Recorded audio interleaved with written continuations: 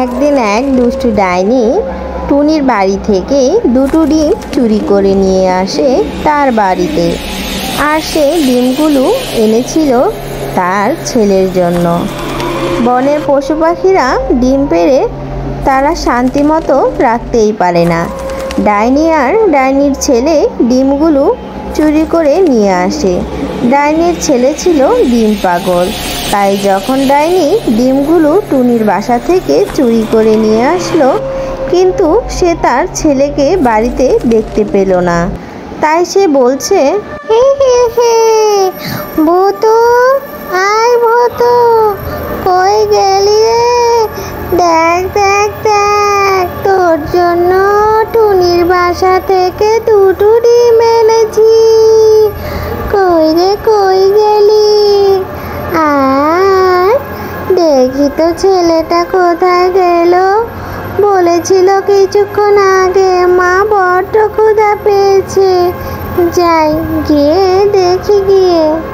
এরপর দুষ্টু ডাইনি ডিমগুলো তার বাড়িতে রেখেই সে তার ছেলেকে খুঁজতে চলে গেল।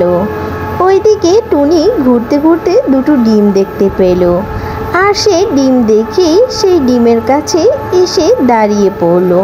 আর সে ভাবছে এই ডিমগুলো একদম দেখতে সে যে সকালে তার বাসায় ডিম পেড়ে এসেছে ঠিক অমনি দেখা যাচ্ছে। তাই সে বলছে, আরে আরে, এই ডিমগুলো তো সকালে আমি আমার বাসায় রেখে এসেছি আমার ফুটফুটে দুটো ছানা হবে বলে। এই ডিম এখানে কে আনলো? আমার মনে হয় এই দুটো ডিম আমারই। দুষ্টু ডাইনি আর তার ছেলে হয়তোবা আমার ডিমগুলোর খোঁজ পেয়ে গিয়েছিল, তাই তারা মা আর ছেলে মিলে আমার ডিম দুটো নিয়ে এসেছে। তারা সেদ্ধ করে খাবে বলে। আমি বরঞ্চ আমার দুটো ডিম নিয়ে এক্ষুনি পালিয়ে যাই, নয়তো ডাইনির হাতে ধরা পড়লে আমার ডিমও যাবে আর সাথে সাথে আমিও যাব। তার চেয়ে বরং এখনই চলে যাই, আর এ বনে থাকবো না, অন্য বনে গিয়ে আমার ছানাদের নিয়ে অনেক সুখে থাকবো। টুনি তার ডিম নিয়ে চলে গেল, আর ডাইনি আর ডাইনির ছেলে ডিম খেতে চলে আসলো। কিন্তু সেখানে তো আর ডিম ছিল না।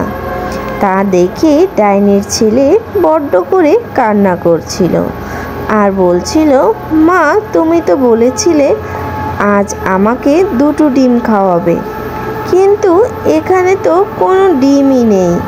ডিমগুলো তুমি একাই খেয়ে নিয়েছো, আর আমাকে মিথ্যে মিথ্যে ডেকেছো নাকি?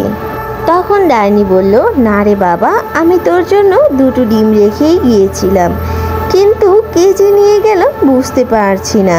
কিন্তু যে নিয়ে গেছে তার তো খবর আছে, সে সেই ডিম খেয়েও সুখে থাকতে পারবে না। আমি গন্ধে গন্ধে তার কাছে গিয়ে তাকে নিশ্চিত ধরে ফেলবো।